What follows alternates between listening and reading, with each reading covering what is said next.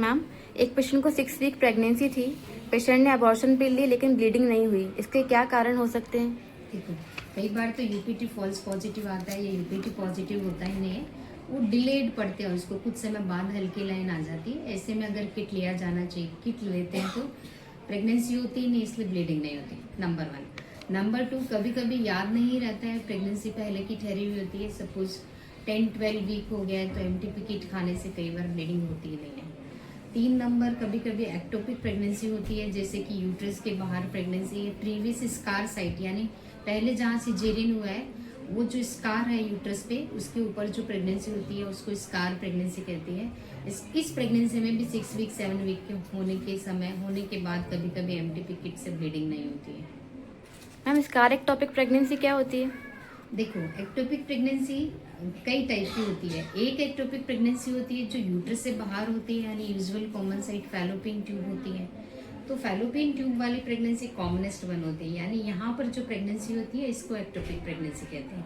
कभी कभी क्या होता है, यहाँ जो यूट्रस का लोअर सेगमेंट का जो स्कार होता है, यूट्रस के अंदर स्कार पे जो प्रेगनेंसी होती है ना, इसको स्कार एक्टोपिक प्रेगनेंसी कहते हैं।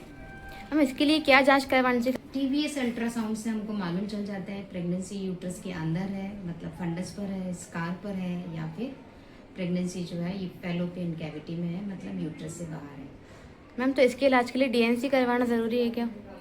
नहीं, जो स्कार एक्टोपिक प्रेगनेंसी होती है उसके लिए हम यूजुअली डीएनसी नहीं करते हैं। अल्ट्रासोनोग्राफी से हम देखते हैं कि हमको क्या मैनेजमेंट करना है, मतलब यूजुअली हम हिस्ट्रोस्कोपिक स्कार प्रेगनेंसी को निकाल सकते हैं, या फिर अगर रेजिडुअल मायोमेट्रियल थिकनेस बहुत कम है तो हमको लैप्रोस्कोपी से निकालना पड़ता है। मतलब वहाँ पर लैप्रोस्कोपी से हम एक इंसिजन देते हैं और वो जो प्रेगनेंसी का सेक है उसको पूरा निकाल के फिर स्टिच कर देते हैं। तो नॉर्मल डीएनसी जैसे डीएनसी नहीं कर सकते हम इसमें, अदरवाइज बहुत ब्लीडिंग होने का चांस रहेगा। Okay ma'am. So what is this case? This is the case patient have taken the kit, MTP kit. Okay. So now I want to confirm whether it is completely RPOC has been removed or it's there. That kit was taken prior to sonography. So why I am doing sonography now only. Clear? So what is this? This is endometrium. Can you see the endometrium?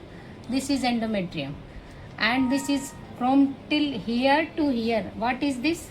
That is your uterus. Okay, the uterus is visible. Clear?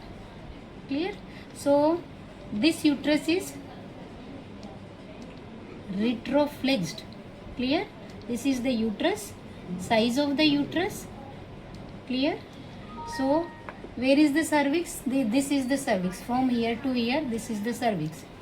And above the cervix, there is one gestational sac, okay, which contains yolk sac also. So it is 5-week pregnancy. Can you see this?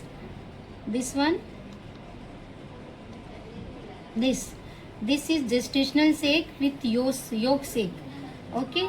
So this pregnancy is scar ectopic pregnancy.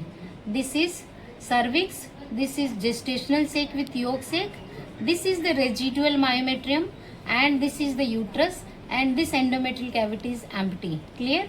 So this is the scar ectopic pregnancy.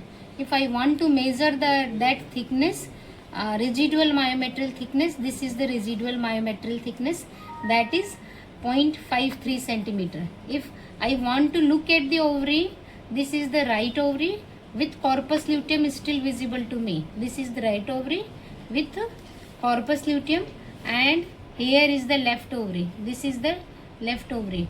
Both ovaries are looking normal. Clear? Kindly like and subscribe my channel for such more knowledge. Thank you. Okay.